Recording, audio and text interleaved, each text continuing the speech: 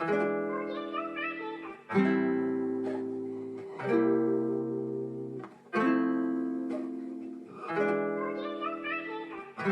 what up, internet? How you doing? Where you be? Where you at? What you see? This is Pop Cult Parent, your favorite podcast, and we're doing things a little different tonight because tomorrow is, as we're recording this, is the 20th anniversary. I think even using that word is kind of weird, but the 20th anniversary of the 9/11 terrorism attacks on the World Trade Center and the Pentagon. We were all pretty young when it, well, not, we were kids when it happened, adolescents. And, it's changed a lot for everyone's life. And we just thought it'd be interesting conversation to just talk about, where we were and, reflecting over it 20 years later. So as always, I'm one of your hosts, Mark M.F. Jones, aka Clyde Jones. Gentlemen. This is Niels R.Y. No AKA this week. We're going to, or this month, I should say, because we're talking about something serious. But I'm here, ready and willing. Looking forward to connecting with you all. Mm-hmm. And this is Shannon, aka that's just it, aka ... Ah, I see what you did there. Yeah, and that's that anime ... that Shannon just did right there. We're going to keep this a little different than our other episodes. It's not going to be as structured. It probably won't be as long. But does anyone want to start? Just kind of like, I assume everyone listening to this knows, or shoot, at this age, knows someone, because some people are born, not knowing what 9/11 is until, they've been taught it in school. But I assume everyone... I think, Mark, that's actually a great place to start. 9/11 is 20 years old. There are people who are like thriving adults who weren't physically, like, don't consciously remember that day. Mm-hmm. And like have only know about it from the context of history, from videos, and from us. And I think it is as something that has been as impactful and pivotal, because like I think all of us remember what happened that day, for the fact that there is now a generation of folks coming up who only know about it because people have told them about it, and they don't either remember or they weren't alive. That's like, wow, because it doesn't feel that long ago to me. Mm-hmm. But 20 years in itself. So that's, I think that alone is just crazy at how much time has passed in something that really was impactful for our generation. Yeah, no, I agree fully. I think every generation has these pivotal events that they all know where they were, and then it's kind of like you can't believe that there's people who weren't alive to see it, right? I remember my mom always talking about the Challenger blowing up when I was little, and I know they're not the same, but I feel like that's one of those type of events. But does anyone want to start kind of like a reflection of like where you were and then like how it's affected your life thus far? Sure. Yeah, I can. Oh, you want to go ahead, Shannon? Sure. Yeah. I'll go first. That's cool. For me, I remember I was in the 9th grade. So freshman year of high school. And I just remember, I just vividly remember I was in my English class. We had like the TV that was like bolted up in the corner of the room. And so I just remember like partway through, and I'm like, I don't know how word spread this fast, because it was like, everybody didn't have cell phones like it was now. And so I just remember partway through, our teacher had like, somehow he had left out the room. And I remember him like sort of going from other classroom to classroom saying, yeah, did you hear it too? Did you hear about it too? I'm going to turn the TV on now. And so he turns the TV on, and then, we see, because, what had already happened was a plane had already went into one of the towers. And so then we have the TV on and they're showing like, Twin Towers. And then we see I think the second one go down. And it's just wild. And especially being I was in North Carolina at the time. Honestly, I didn't know a lot about the Twin Towers. Like I knew it was this big thing. It was in New York. But I didn't, fully encompass or understand what that was. But I just remember vividly being in English class, and then all of a sudden the teacher just stopped and started going from class to class, and then turned the TV on, and pretty much that's what we did like the rest of the day. Ended up watching the after effects and everything. Yeah. It's so funny, Shannon, because like I feel like all our stories are gonna kind of sound a little similar. Nils, do you want to go, or do you want me to like reflect? I can jump in. Okay. So, I think I was 15 at the time. I was in keyboarding class, the most useful class I ever took in high school. That's where I learned how to type. So keyboarding class was dope. And so in the middle of keyboarding class, my teacher, who was very chill at the time, she had a cell phone.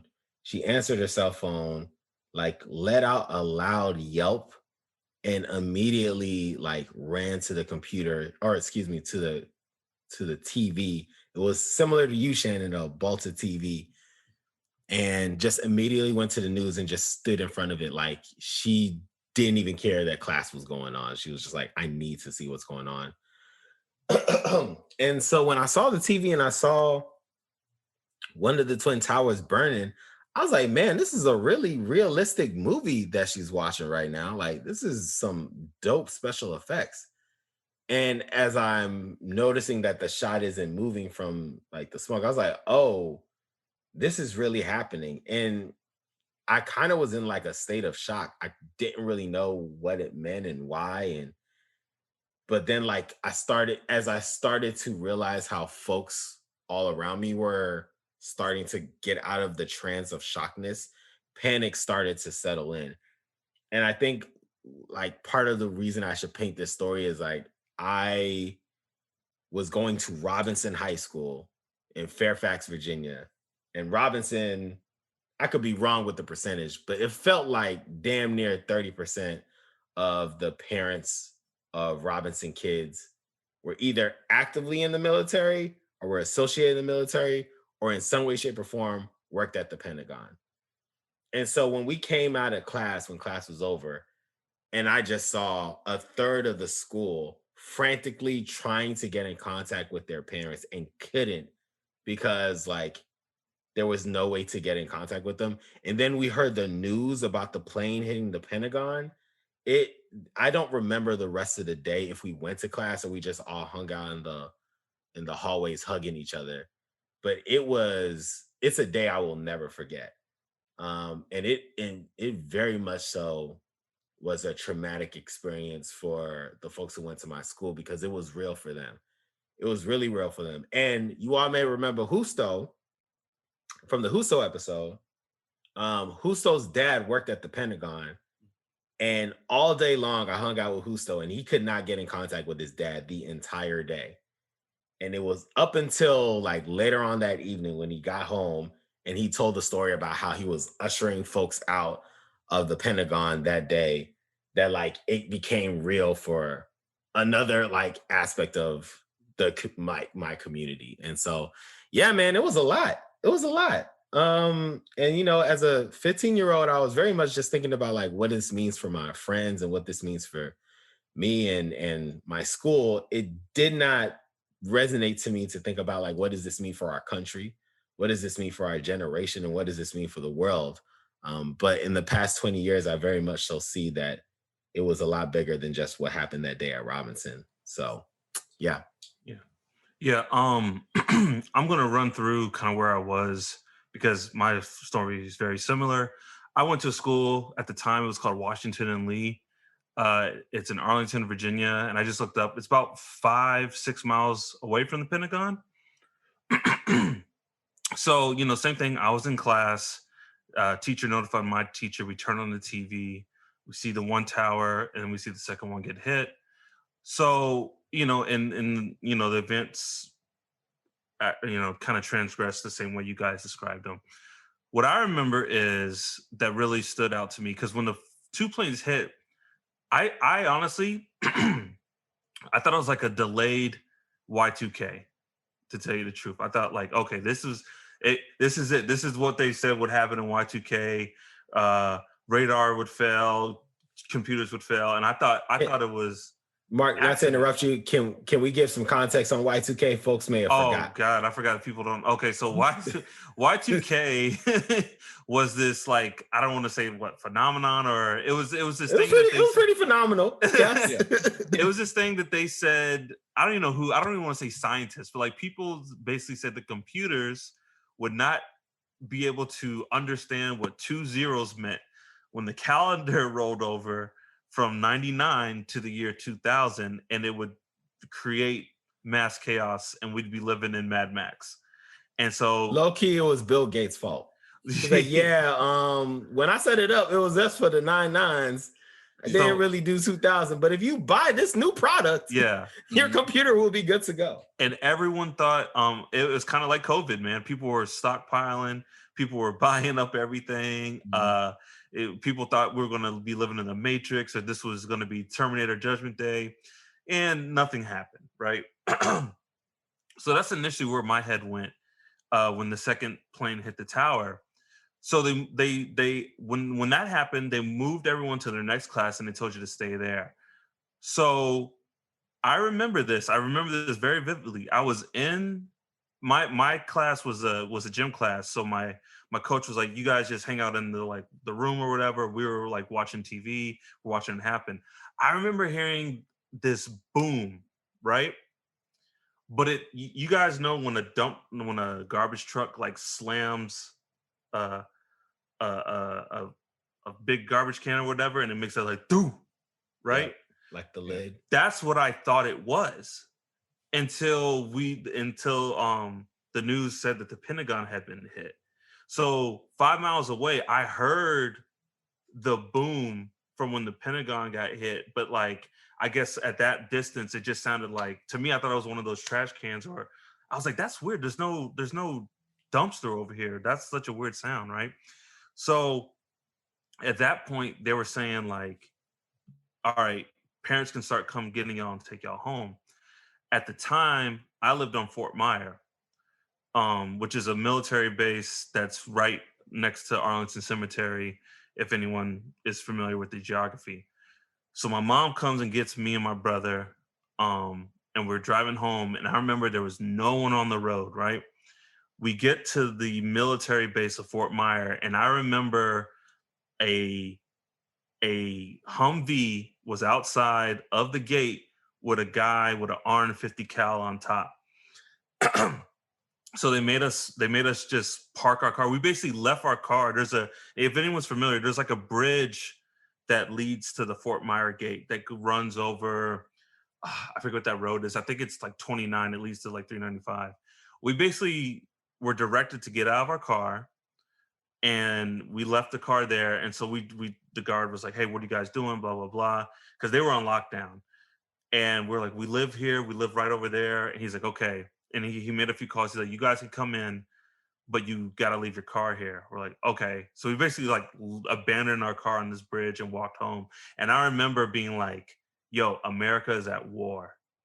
Like when I saw that, like it didn't hit me until that guy was like sitting out there with the 50 cal. And I was like, "Yo, we are at war." I was like, I don't really know who or with, what nation, but we're at war. So my father at the time was working for the Joint Chiefs of Staff. The chairman of the Joint Chiefs is a group of people. He was working for the chairman of the Joint Chiefs of Staff, who is the highest ranking official of the military. So I remember my mom getting really nervous because they were out of town and they were on a plane. They were like in London. And I think my dad said that like they flew back, and he said like when they flew back, they were like the only plane in the air over America. When they immediately flew back. Wow. Yeah. And so I don't think you told me that. I never told you that. You may have. Actually, that is probably just context, folks. Mark's dad has a lot of amazing stories. This is one of them. No, no. But I'm sorry. So Please they flew continue. back, and I just remember my dad getting home at like super late, man, like maybe like 4 a.m.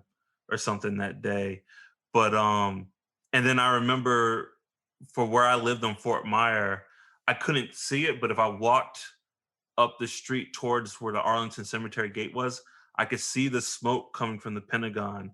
And it lasted like a couple days, man. It wasn't like they put the fire out. Like I want to say at least like 3, maybe 4 days, that thing was smoking.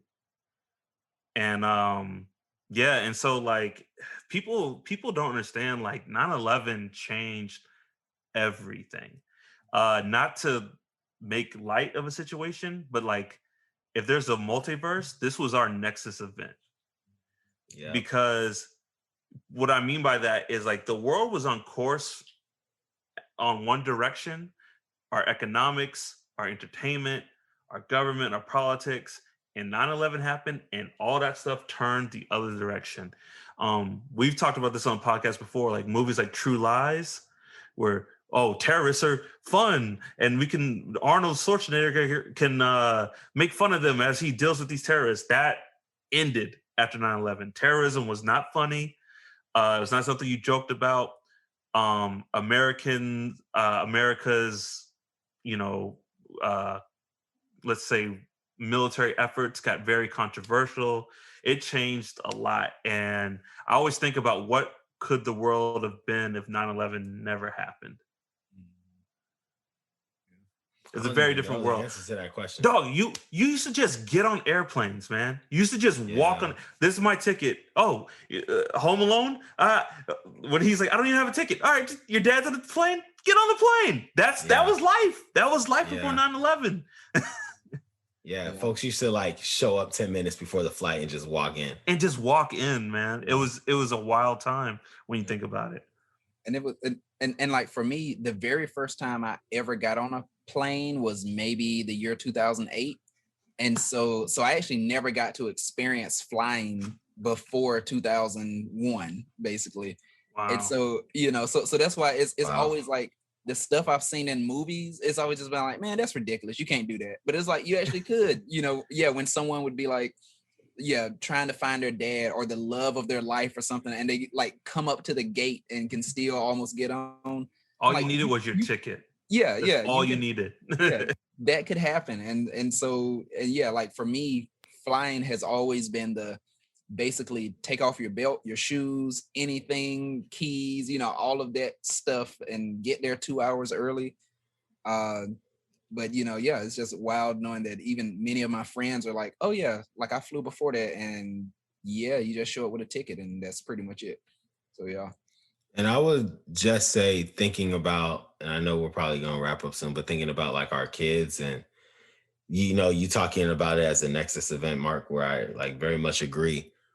Like, I wonder, y'all remember how like we used to just play outside? Like you would just go outside and just stay out there until whenever. Mhm. But I remember it stopping. Like, was it 9/11? Like, oh, no. It was the shooter.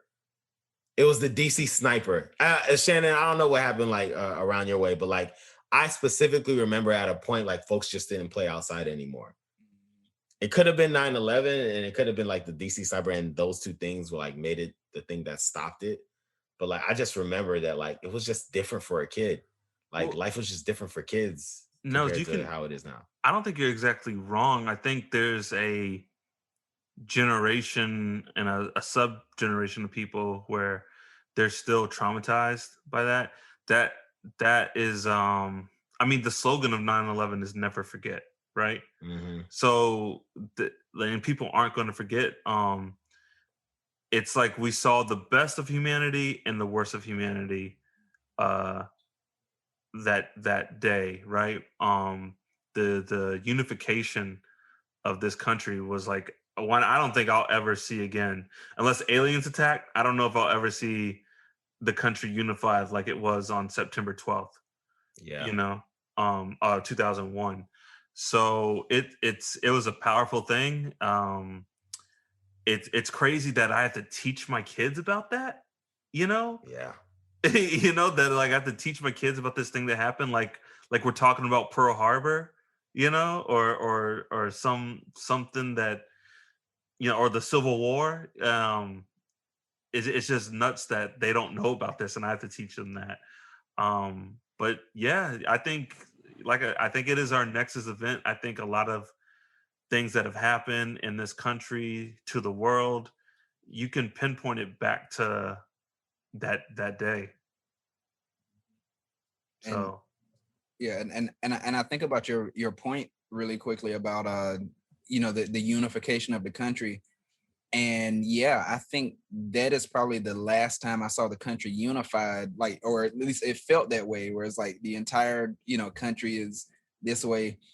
But then, you know, as I got a little older, I saw like the I guess I would say the downside of that, because part of that was then a lot of the country, like, you know, we were unified to an extent, and then a lot of the country, a lot of it was like, okay, because we're against this enemy, and then that caused it, you know, because people yeah, were all like, oh, Muslim people, you know, this and that, and it was yeah, just like, Yeah. Yeah. yo, bruh, like, you know, then it became you know, for many almost like a xenophobia type of thing, which was, you know, which Yeah. then was harmful. So it was just like a very weird thing, you know. it it definitely, man. And then yeah, like I don't want to say the pursuit, but like the harassment of Hmm. like Muslim people in this country. I don't know what the numbers are, but I'm pretty sure that that stuff skyrocketed, and it just led to so much. Um, I mean, hell, you know, shout out and mad respect to the first responders, but John Stewart, what was that last year? Just got them It their wasn't that long ago. Maybe their like two um years ago. their relief, you Yeah. know, because like they all the dust and everything, and you know what happened in Afghanistan the other week. It's just like we're still feeling the shockwave of that day 20 years later. It was I mean it was a day to live in infamy. Like the World Trade Center was destroyed. And I know there's a lot of like truthers, and I don't think we're here to talk about all that, but it's still to this day there's a lot of hurt, a lot of distrust, a lot of speculation. You know, it's kind of wild, man. Mhm. Yeah. And just to again bring it back home, we're gonna have to teach our kids this. And they're going to talk about it the way we thought about, I don't name those events, Pearl Harbor or The Kennedy the riots, assassination, or the yeah, assassinations. Yeah. Like, but we're going to have a unique perspective because we were kids, yeah, but we were old enough to like consciously know something was going down. And like those memories are going to stay with us forever. And so, Luke, Ian, Jaden, Kosi, Zari, like they're going to legit look at us and be like, so what went down that day? hmm And we're going to have to tell them. So, yeah. yeah. I joked with someone. I was like, I was like, I can't wait for the day where I'm gonna have to help my kids with their history project and tell them about January 6th, Mhm. all of 2020, Let me tell you 2000, what really went down January 6th. 2016, and then 9/11. Yeah. Mhm. Yep. Yep. So, but I you know we're gonna wrap it up. We just wanted to, you know, keep it short and just reflect um about this, and you know, to anyone who's listening, if anyone has lost family or friends during that day, and you know, leading up to like the men and women who served as a result of that day, you know, our hearts are out to y'all, and you know, it's always love here at the Pop Cult family. But you know, we couldn't let this pass without talking about this pivotal day. So this, you guys have anything else you want to reflect on or wrap up about? My last piece, which just, I mean, it I'll throw this in. It gets graphic. It's just, but just the gravity of it. So, you know, so this happened September 11th, 2001. So it was about May 2002, maybe June 2002. We went to visit my uncle and who lived in New York. And I remember he and my dad, they went to the site and everything. Because I think by that time they were allowing people to at least get somewhat close. And I remember even then, at that point, say like May or June 2002, he was still like, you could still to an extent almost like smell like Mhm. the, like flesh or the burning, Yeah. like all types of things like that. And this is like months and months later. So it was just like, to that level of graphic. And I mean, like I was in New York, but I didn't go with them that day. And, just telling me about it. And that has always just stayed like sort of seared in my mind of Yeah. like just the gravity of, obviously what it means for our nation, but then just on the, on the ground level of what that is. Yeah. No, Shannon, and just to piggyback off what you said, I remember I went on a trip to New York, and we went to Ground Zero, Mhm. and it's way different than when you went. It's like Mhm. it's a memorial now, but just like to see that huge hole, and then just to like think about those buildings, how big they were coming down. Like I could only imagine the like just the fear, the confusion. Um, yeah, it's pretty wild. So to we like to bring a little levity to Pop Cult Parent. This just popped in my head. Do y'all remember a movie um where it turned out at the end the guy was in one of the towers that got hit? I want to feel like that's a thing. Do y'all remember like that? There's like a movie or something, and it turned out at the end he was actually in one of the towers. Am I making this up? I don't think you're making it up, but I don't remember what that movie is. Okay, because I remember, and I remember a lot of people kind of being upset about that. um, Yeah. when that happened, but um, yeah, it's a day that'll live on forever. But um, yep. Well, thank you for allowing us to reflect. As always, Nels has the info of where y'all can catch us at. Nels. Yes. So you can find us on all social media at Pop Cult Parent, POPCULTPARENT. Email us at popcultparent@gmail.com. Don't forget to rate us, review, and subscribe. And as always, join the cult. Peace. Peace. Yeah.